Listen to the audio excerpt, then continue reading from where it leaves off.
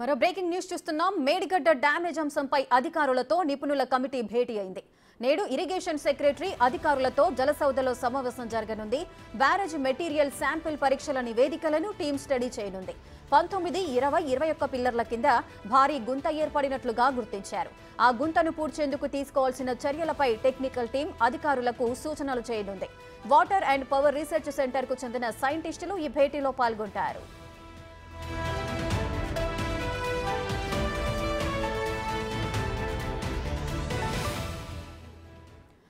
Medigadda damage అంశంపై అధికారులతో నిపుణుల కమిటీ భేటీ జరిగినట్టుగా తెలుస్తోంది. దీనికి సంబంధించిన పూర్తి డీటెయిల్స్ మా ప్రతినిధి వేణు లైవ్ లో అందిస్తారు. వేణు.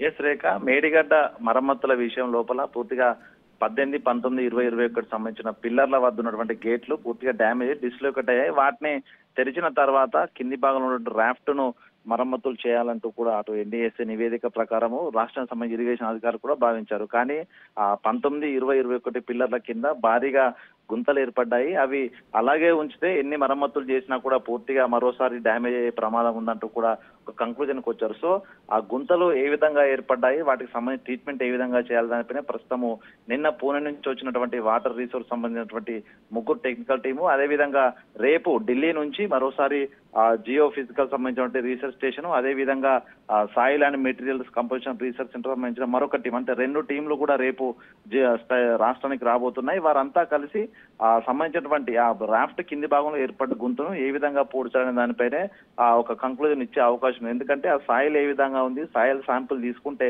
అది కెమికల్ గ్రౌటింగ్ చేయాల్సి వస్తుందా, లేకపోతే కాంక్రీట్ అందులో ఫిల్ చేయాల్సి వస్తుందా, ఒకవేళ చేసినా కూడా రాఫ్ట్ అనేది తట్టుకుంటుందా. ఎందుకంటే గేట్లు భారిస్తాయి, టన్నుల కొద్ది బరువు ఉన్న గేట్లు లిఫ్ట్ చేస్తే కిందకి సింక్ కాకుండా ఎట్లా ఉంటాయనే దానిపైన ప్రస్తుతం ఫోకస్ చేసిన నేపథ్యం లోపల ఈ రోజు ఇరిగేషన్ అధికారులు, అదేవిధంగా నిన్న పూణె నుంచి వచ్చిన టెక్నికల్ టీం కూడా దాదాపు గంట సేపు ఎలక్ట్రో రిసెప్టివిటీ టెస్ట్, అదేవిధంగా ఎర్త్ పెనట్రేటింగ్ రాడార్ సంబంధించిన ఇమేజెస్ పై స్టడీ చేశారు. ఇక రేపు వచ్చేటువంటి టెక్నికల్ టీమ్ తో కూడా వీళ్ళంతా మాట్లాడిన తర్వాత ఆ యొక్క భారీగా డ్యామేజ్ అయిన ఒక ప్రాంతము, అందులో కింద ఏర్పడ్డ గుంతకు సంబంధించి ఎట్లాంటి చర్యలు తీసుకునేది ఒక కంక్లూజన్ వచ్చే అవకాశం ఉంది. అది వచ్చిన తర్వాతనే 7వ బ్లాక్ కు సంబంధించినటువంటి మరమ్మతుల పైన కూడా ఒక క్లారిటీ వచ్చే అవకాశం అయితే కనిపిస్తుంది. మొత్తానికి ఇటు ఒకవైపు ఆ మరమ్మతులు చేయగలుగుతాం అంటూ కూడా ప్రభుత్వం భావిస్తున్నప్పటికీ అసలు మరమ్మతులు చేసిన ఆ బ్యారేజ్ ఉంటుందా అనే దానిపై కూడా ప్రస్తుతం ఇంకా అక్కడ ఉన్నటువంటి సమస్యను చూస్తే మాత్రం టెక్నికల్ టీమ్స్ కూడా వెళ్లిపోతున్నటువంటి ప్రశ్నలు ఉన్నాయి. సో దీని నేపథ్యం లోపల మొత్తానికి ఈ 3 సంస్థల టెక్నికల్ టీమ్స్ కంక్లూడ్ చేస్తే తప్ప అసలు మరమ్మతులు సాధ్యమా లేదా అనే దానిపైన ఒక క్లారిటీ అయితే వచ్చే అవకాశం ఉంది. రేఖ.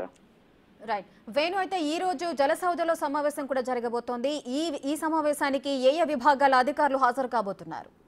ప్రధానంగా రాష్ట్ర ఇరిగేషన్ శాఖ సంబంధించిన సెక్రటరీ రాహుల్ బొజ్జాతో పాటు స్పెషల్ సెక్రటరీ ఉన్నటువంటి ప్రశాంత్ జీవన్ పాటిల్, అదేవిధంగా ఈఎన్సీలు, కాళేశ్వరం ప్రాజెక్టు నిర్మాణం సమయం లోపల ఆ నిర్మాణ సంస్థతో పాటు పాలు పంచుకున్నటువంటి టెక్నికల్ టీమ్స్, ఇంజనీర్ల బృందం కూడా పాల్గొంటుంది. అయితే నిన్న వచ్చినటువంటి టెక్నికల్ టీము అక్కడ క్షేత్ర స్థాయి లోపల డ్యామేజ్ ఏ విధంగా జరిగిందనేటువంటి అంశాన్ని వాళ్ళు పరిశీలించడం జరిగింది. అయితే అందులోపల జియో ఫిజికల్ సైంటిస్ట్ ఒకరు ఉన్నారు, అదేవిధంగా పవర్ సెక్టర్ సంబంధించిన ఒక సైంటిస్ట్ ఉన్నారు. సో వీరిద్దరు కూడా అసలు వరదలు 2019 నుంచి ఇది అమల్లోకి వచ్చిన తర్వాత నుంచి వరదలు ఏ విధంగా వచ్చాయి, దానిలో ఏ విధమైనటువంటి ఎఫెక్ట్ కనబడింది, అంటే వరద పోటు ఏ విధంగా వచ్చింది, దాని ఎఫెక్ట్ వల్ల ఎప్పుడెప్పుడు సింక్ అయిందనే దానిపైన కూడా కొంత స్టడీ చేసే అవకాశం ఉంది. కాబట్టి ఈ యొక్క బ్యారేజ్ అమల్లోకి వచ్చినప్పటి నుంచి సింకింగ్ అయ్యే వరకు కూడా ఎవరెవరు స్టాప్ లాగ్స్ ఎవరు మెయింటైన్ చేశారు, ఏ విధమైనటువంటి మార్పులు జరిగాయనే దానిపైన కూడా వాళ్ళతో మాట్లాడిన తర్వాత అసలు ఈ ప్రాంతం లోపల బ్యారేజ్ కు వరదలు మళ్ళీ ఒకసారి వస్తే ఏ విధంగా తట్టుకుంటాయనేది వాళ్ళకు అసెస్మెంట్ చేసే అవకాశం ఉంది. కాబట్టి పూర్తిగా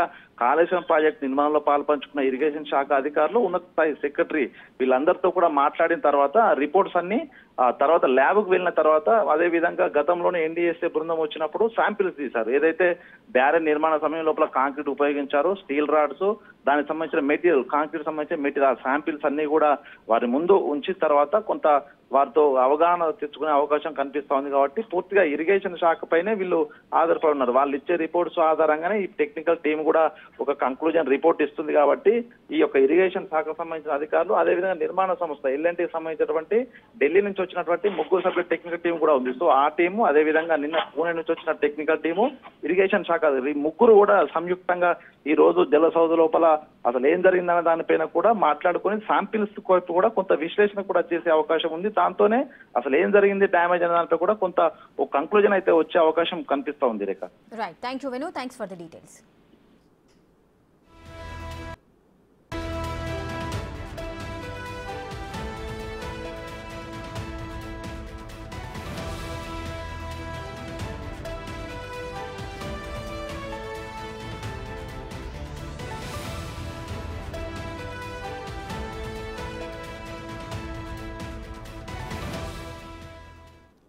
మరింత సమాచారం మా ప్రతినిధి రామ్ ప్రసాద్ లైవ్ లో అందిస్తారు. రామ్ ప్రసాద్, మేడిగడ్డ బ్యారేజ్ కి సంబంధించి మరమ్మతుల విషయంలో ముఖ్యంగా 19, 20, 21 ఈ పిల్లర్లలో కింద గుంతలు ఏర్పడినట్లుగా తెలుస్తోంది. మరి ఆ గుంతలకు సంబంధించి ఏ విధంగా పూడ్చే అవకాశాలు ఉన్నాయి? ఒకవేళ పూడ్చినట్లయితే ఎంత సమయం తీసుకునే అవకాశం ఉంటుంది?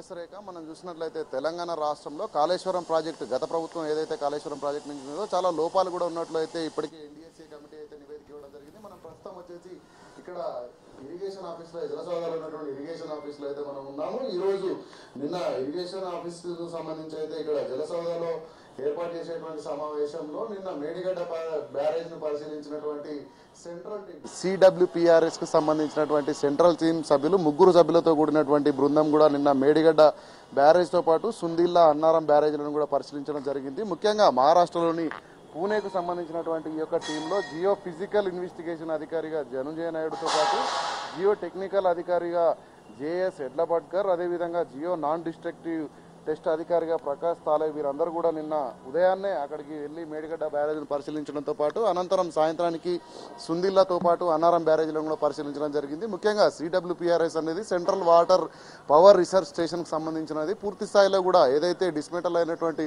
ఏదైతే లోపాలు ఏర్పడినటువంటి అదైతే ఉన్నాయో వాటన్నింటినీ కూడా పరిశీలించడం జరిగింది. అనంతరం కూడా కాళేశ్వరం ప్రాజెక్టును ఏ విధంగా ఉపయోగించుకోవాలనేటువంటి అంశానికి సంబంధించి పూర్తి స్థాయిలో అయితే నిన్న క్షేత్రస్థాయిలో మేడిగడ్డకు వెళ్లి పరిశీలించడంతో పాటు ఆ పరిశీలించిన వివరాలతో అయితే ఈ రోజు హైదరాబాద్ లో ఉన్నటువంటి జలసౌదాలో మధ్యాహ్నం 12 గంటలకు ఇటు ఇరిగేషన్ సంబంధించినటువంటి స్పెషల్ సెక్రటరీ రాహుల్ బొజ్జా, అదేవిధంగా ప్రశాంత్ జీవన్ పాటిళ్లతో కూడా ఇక్కడ పాల్గొనే అవకాశం ఉంది. దీంట్లో ఈఎన్సీలతో కూడా పాల్గొని అక్కడ ఉన్నటువంటి సమస్యలను గురించి కూడా వాళ్ళు ఒకసారి చర్చించి అనంతరం ఒక రిపోర్ట్ను కూడా ఇచ్చేటువంటి అవకాశం అయితే మనకు కనిపిస్తూ ఉంది. మనం చూసినట్లయితే ఇప్పటికే మేడిగడ్డ మీద ఎన్డీఎస్ఏ ప్రాథమిక రిపోర్ట్ వచ్చిన నేపథ్యంలో రాష్ట్ర ప్రభుత్వం కూడా రాష్ట్ర ముఖ్యమంత్రి కూడా చాలా సమయం తక్కువగా ఉంది. ఎందుకంటే వర్షాకాలం మరికొద్ది రోజుల్లో వస్తున్న నేపథ్యంలో అక్కడ సంబంధిత శాశ్వత పరిష్కారంగా ఉండేటువంటి చర్యలను చేపట్టాలి. అదైతే 3 పిల్లర్లను కూడా కూల్చివేయాలంటూ కూడా వచ్చినటువంటి నివేదిక ఆధారంగా ఏ విధంగా అయితే నివేదికను ఎన్డీఎస్ఏ టీం ఇచ్చిందో ఆ విధంగానే అక్కడ పనులు నిర్వహించాలంటూ కూడా ముఖ్యమంత్రి రేవంత్ రెడ్డి చెప్పిన నేపథ్యంలో అయితే ఈ పూణేకి సంబంధించినటువంటి 3 సభ్యుల బృందం కూడా నిన్న మేడిగడ్డను మరొకసారి పరిశీలించి అక్కడ ఉన్నటువంటి పరిస్థితులపై అయితే పూర్తి స్థాయిలో ఒక ప్రాజెక్టును డీటెయిల్ ప్రాజెక్టును కూడా ఇవ్వనున్నట్లు మనకు తెలుసు. దీనికి సంబంధించి మరింత సమాచారం కోసమే ఇరిగేషన్ శాఖ అధికారులతో అయితే ఈరోజు మధ్యాహ్నం 12 గంటలకు భేటీ అయ్యి అక్కడ ఉన్నటువంటి